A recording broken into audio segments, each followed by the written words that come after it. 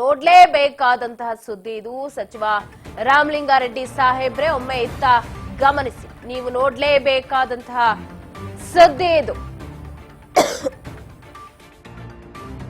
ಸಚಿವ ರಾಮಲಿಂಗಾರೆಡ್ಡಿ ಸಾಹೇಬ್ರು ಒಮ್ಮೆ ಇತ್ತ ಗಮನ ಕೊಡಿ. ಕರ್ನಾಟಕ ಸಾರಿಗೆ ಬಸ್ಗಳಲ್ಲಿ ಇದೆಂಥ ಅವ್ಯವಸ್ಥೆ.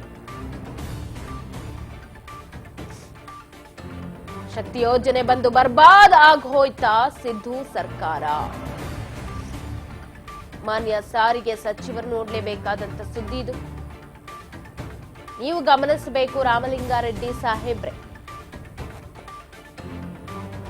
ಬರ್ತಾ ಬರ್ತಾ ನಮ್ಮ ಸಾರಿಗೆ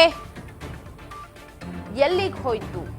ಶಕ್ತಿ ಯೋಜನೆಯಿಂದ ಇದೆಂಥ ಅವ್ಯವಸ್ಥೆ ಆಗೋಯ್ತು.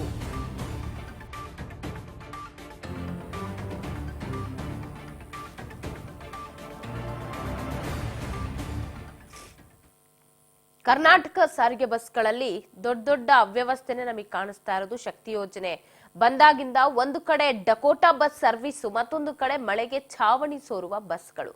ಇದೆಲ್ಲವೂ ಕೂಡ ನಮ್ಮ KSRTC ಬಸ್ನಲ್ಲಿ ನಾವು ಕಾಣ್ತಾ ಇರೋದು. ಒಂದು ಕಡೆ ಶಕ್ತಿ ಯೋಜನೆ ಅಂತ ಹೇಳಿ ಫ್ರೀ ಮಹಿಳೆಯರಿಗೆ ಬಸ್ ನಾವು ಕೊಟ್ಟಿದೀವಿ ಅಂತ ಹೇಳ್ತೀರಾ, ಇನ್ನೊಂದು ಕಡೆ ಈ ರೀತಿ ಸರ್ವಿಸ್.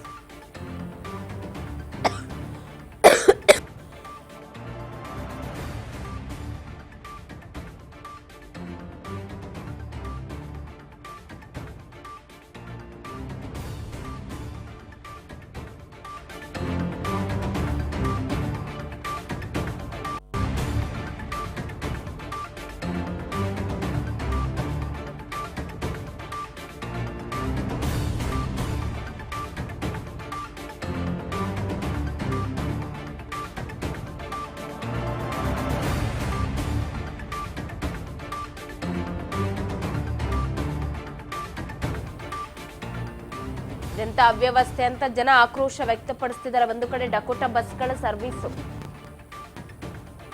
ಇತ್ತ ಸೋರುತ್ತಿಹುದು ಬಸ್ಸಿನ ಮಾಳಿಗೆ. ಡ್ರೈವರ್ ಕೂಡ ಇಟ್ಕೊಂಡು ಅಪಾಯಕಾರಿ ಡ್ರೈವಿಂಗ್ ಅನ್ನ ಮಾಡ್ತಾರೆ. ಇಂಥ ಬಸ್ಗಳಲ್ಲಿ ನಾವು ಹೋಗ್ಬೇಕಾ?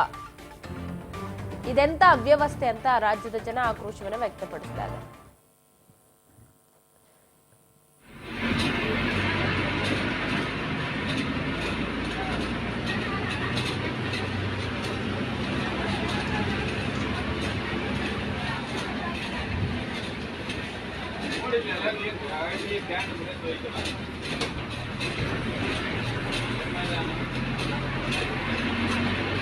ಗ್ಲಾಸ್ ಹಾಕ್ಬೇಕಿಲ್ಲ.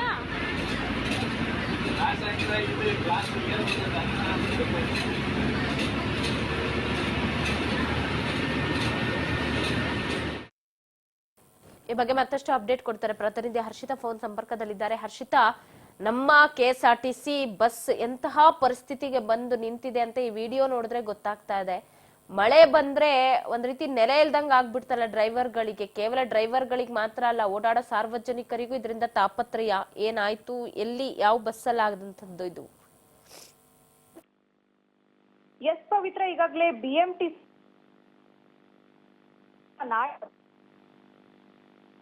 ಕಾಂಗ್ರೆಸ್ ಸರ್ಕಾರ ಜಾರಿಯಾದಾಗಿಂದಲೂ BMTC ಆಗಿರ್ಬೋದು, KSRTC ಆಗಿರ್ಬೋದು ಸಾಕಷ್ಟು ಬೇಡಿಕೆ ಕೂಡ ಇದೆ. ಅದರಲ್ಲೂ ಕೂಡ ಈಗ ಶಕ್ತಿ ಯೋಜನೆ ಜಾರಿಯಾದಾಗಿಂದ ಮಹಿಳಾ ಪ್ರಯಾಣಿಕರ ಸಂಖ್ಯೆ ಕೂಡ ಅಧಿಕ